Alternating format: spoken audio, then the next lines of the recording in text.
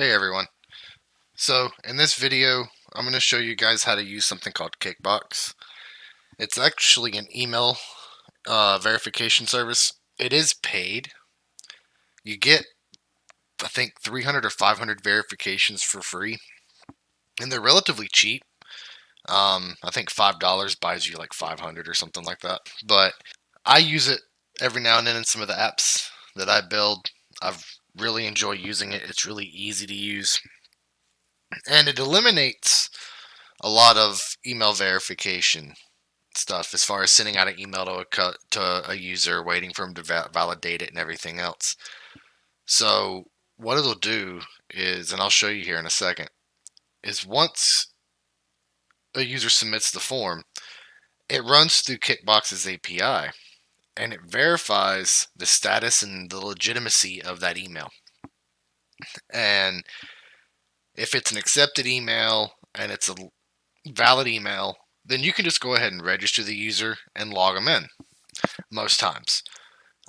If the email has been flagged for any reason for spam or anything like that, it'll stop it.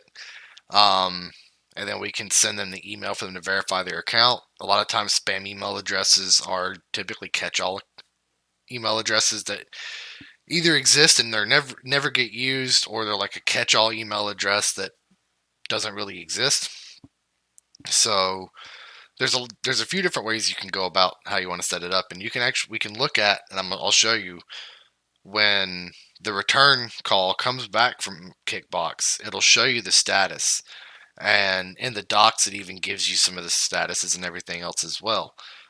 So for now, what we're gonna do is I'm gonna drag my screen over, and if you go to Kickbox's website and you log in, whenever you get to the home screen, you're going to see this right here.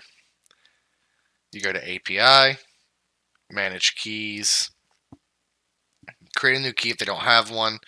Right now we're using a sandbox key, so it's going to, every email address that you type in is going to pass. But this just gives you the ability to play around in a sandbox environment, and it allows you to see the different data that comes back from the object that it gets sent back from the API. So, and it's set up just to verify a single email address. We're not doing any bulk or anything like that. So when you create a new key, do sandbox, give a name, and it's verifying a single email address. And if you want to set authorized IPs, you can, but in sandbox mode, just leave it as its default. In production mode, when you do decide to go into production mode, you do the same thing. So for verify, you just want to check verify single email address. You can authorize the IP address, but I wouldn't even worry about this too much. If you're actually going to go into a full production server and you want to limit this to where the API can only be called from the server that you're running, then obviously put this in. But other than that, we'll just leave it alone. So once you create your API, you'll get this. You'll click on the little eyeball icon here, and then you'll copy and paste this into your environment variable file. So right now I've got the example env. So I've got it set as kickbox underscore API underscore key, right? So in the docs, let's go back here. If we go here, go back to API, it gives you like getting started. So if we click on node.js, it tells you to run npm install kickbox, and it tells you how to set it up. This is my test API key. Once you generate your own, it'll look different. Also, I'll change keys just for the sake of security. So if you do end up using this key, it's not going to work. Then you got your call. So you're going to run kickbox.verify, and then the email address, which will just come from rec.body. And then we'll console log response.body, right? So in our code, I'm going to drag this over. That way it's out of my way. So here, if you just do npmi kickbox and the controllers for users up at the top, so somewhere here, So right here is where we'll do process.env.kickbox underscore API underscore key. All right. So what we're going to do now is everything inside of, for the register route and the controller, everything inside of this try block, we're going to comment out for now. Okay. So we're going to come down here, and we're already running an async function. So if I copy this code over,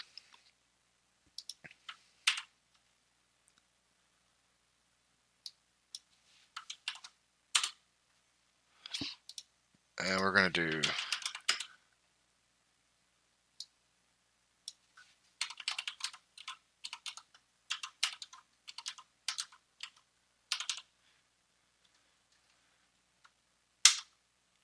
alright, and then here we'll just run return. That way we stop it for now. That way we can see what's going on. So if we go to Yelp camp, we come over here, we go to register,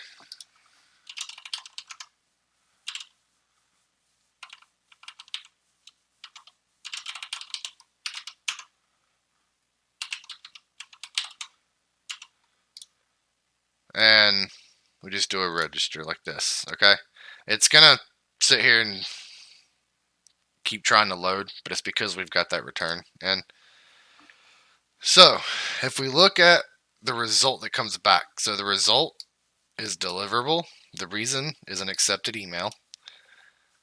So there's no role, no free, no disposable, no accept all.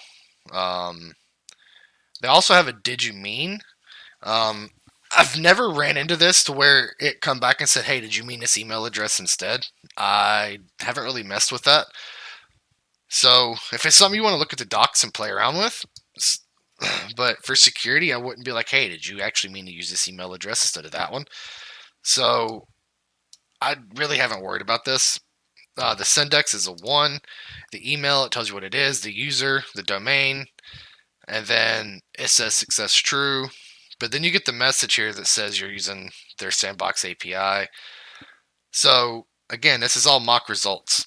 And you've got different failure codes. And I'm trying to see if I can actually, let's see, here we go. So the result is going to be deliverable, undeliverable, risky, or unknown. The only thing that we're going to accept is a deliverable email address. The reason, the only thing we're going to allow is an accepted email. So if it's an invalid email address, you don't want that being registered. If it's an invalid domain, you don't want that. If the email's been rejected, you don't want that. Low quality, low deliverability. A lot of times, these are the ones that are created as like mass spam accounts, things like that. So you don't want to run into any of these errors. It also breaks down what the role is. So if the email address is a role address like postmaster or support, if it's a free, so if it's Gmail, Yahoo, something like that, which none of these are going to matter whether we're going to accept the email address or not. Like if someone wants to use their work email account through like SAML or Microsoft 365 or whatever, so be it. Doesn't matter.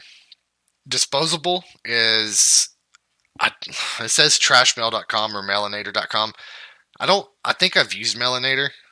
Basically, all that is, it just gives you a disposable email address to test out on integrations. So you're not actually using your own email address. So they give you a fake one. You can test it and reload the screen or whatever, and it'll tell you if the email came through or not. It gives you like accepted codes and stuff. So you can test to make sure your email integrations worked. And then accept all. Basically right here, if it's one of those email addresses that accepts all email addresses to that domain. I'm not going to worry about checking this one. Like I said, as long as it's an as long as it's deliverable and it's an accepted email, it's fine. And then this tells you about the did you mean, the syndex, it's a quality score, 0 is no quality and 1 is perfect quality. And then it gives you the email, the user, the domain and success messages, and everything else. So their docs actually tell you everything that you need to get going. So what we'll do is we're actually going to stop this because we don't need it to constantly keep running. All right, so we'll do. Actually, we're going to destructure this.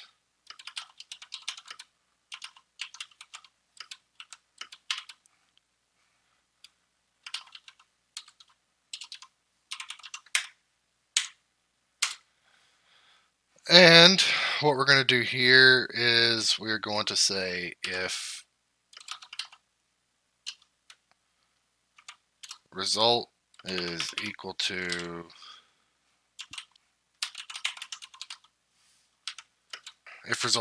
deliverable and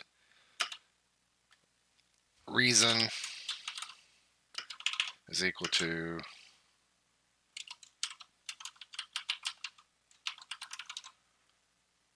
and you can destructure more. So when we were looking at the API, if you want to do the syndex or anything like that, you can destructure these and you can chain it onto this if statement. But again, I'm only looking for these two for the sake of the tutorial. So right here,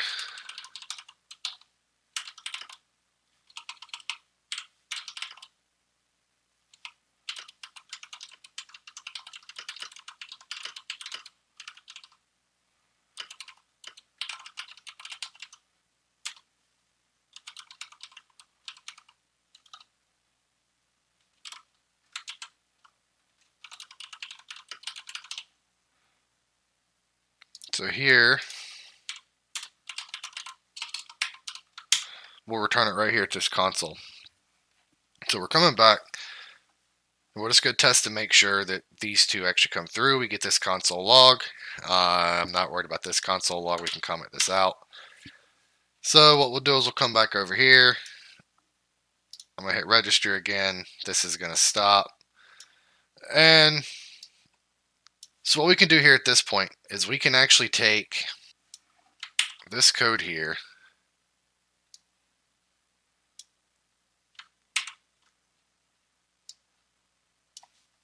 We can uncomment it. And then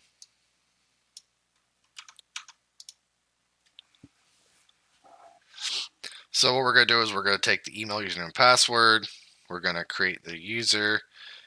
And then what we'll do here. All right, so we're going to have to change some of this up a little bit. So we're going to register the user. And then instead of just immediately logging them in or anything like that, what we'll do is we'll just do rec.flash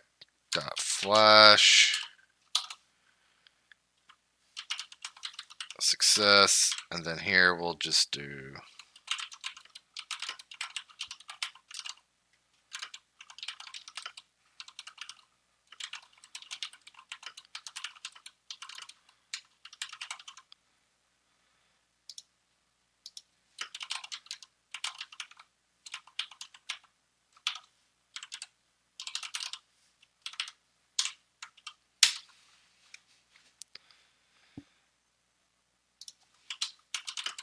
okay.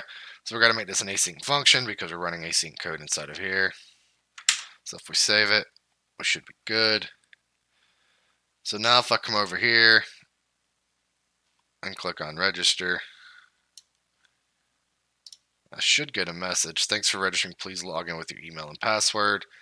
If I open up Compass and I refresh, I should now have a user document. Everything's here.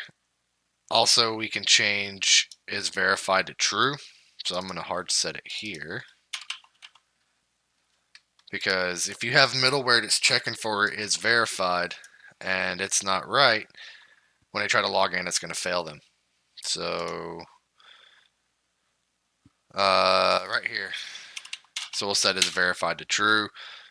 And then right here, we will set undefined. So I'm going to go back over here. I'm actually going to delete this user altogether. Open this back up. Go to register.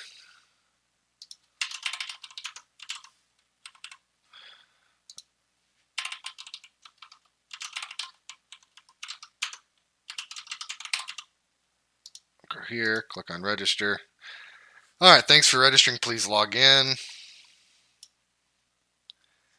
So if we come over here and we hit refresh, there we go. So I'm now verified. The expiration no longer exists, and I'm actually a verified user. So if I come over here and I type in my email and password, now I'm sitting here and I'm logged in. So what you can do here, if you wanted to run another if statement below this to check for an undeliverable or unaccepted email, whatever the API said, and you want to send them a rejected message saying this is an invalid email, please use a correct email address, whatever you can. I believe it's just adding in a necessary step for the sake of this tutorial.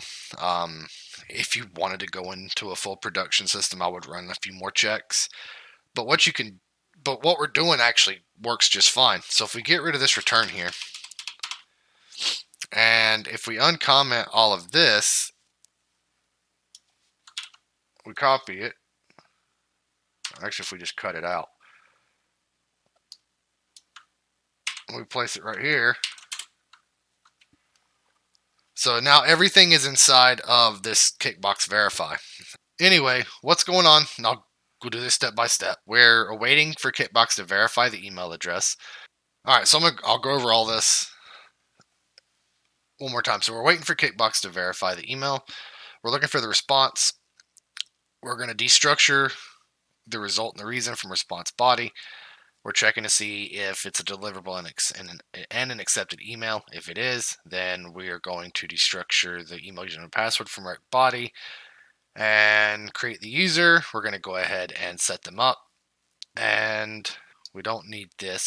And then we give them a flash message that says thanks for registering, please log in, and we redirect them to the login page, but we're calling return, so the code will stop here. Everything that's happened right here is successful. We're good. We don't need to continue any further. If it is anything other than this, it's going to create the user. It's going to set them as not verified. It's going to set an expiration date on the actual user document.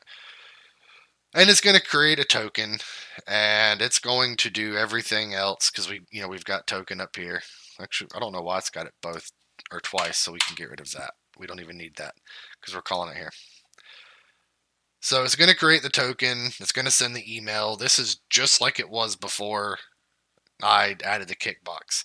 Then if there's an error from Kickbox, anything like that, the catch block should catch it. It should display the error message, and then it's just going to send you back to the register route. So after that, if they did not pass validation, then everything else happens. They get the email, they have to verify it, and everything else.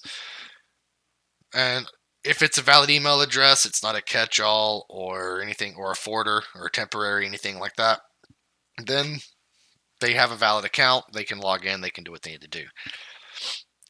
Again, if you want to look at the docs, I'll post it in the link for in the description of the video. So if you want to be able to read the docs and you want to play around with this and you want to look at it and test things out, by all means, have fun with it. That's it. If you guys have any questions, let me know. If you're stuck with anything, let me know. I'm going to post this push this to GitHub, and I'll give you guys the link. That way you guys have access to it. But other than that, have a good one.